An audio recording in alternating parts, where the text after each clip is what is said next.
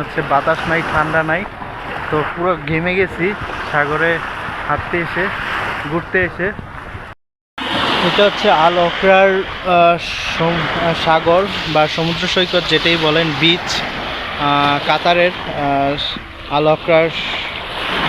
এখানে হচ্ছে অনেক দর্শনার্থীরা আসে অনেক দেশ থেকে ঘোরার জন্য। খুবই সুন্দর একটা জায়গা। বাট আজকে এমন একটা সময় আসছি, আসলে রাত্র হলো, প্রচণ্ড গরম আজকে।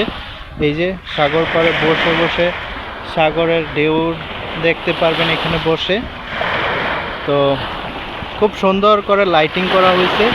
ওই পাশটাতে হচ্ছে আপনার ফ্যামিলি নিয়ে আসলে হচ্ছে ওই পাশটাতে নামা যায় গোসল করার জন্য বিচে।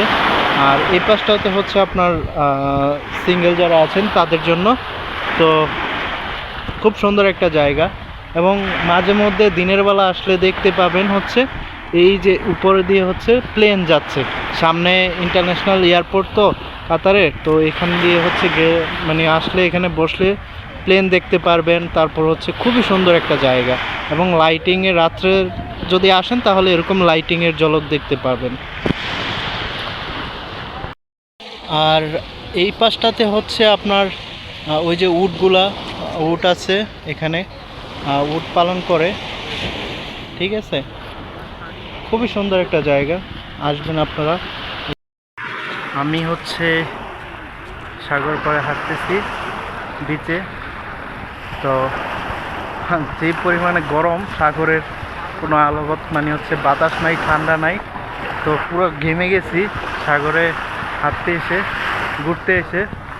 তো এই গরমের টাইমটাতে না আসাটাই বেটার। যদি কেউ গোসল করতে আসেন, বিচে নামতে চান, তাহলে এখানে আসতে পারেন, এসে হচ্ছে নামতে পারবেন।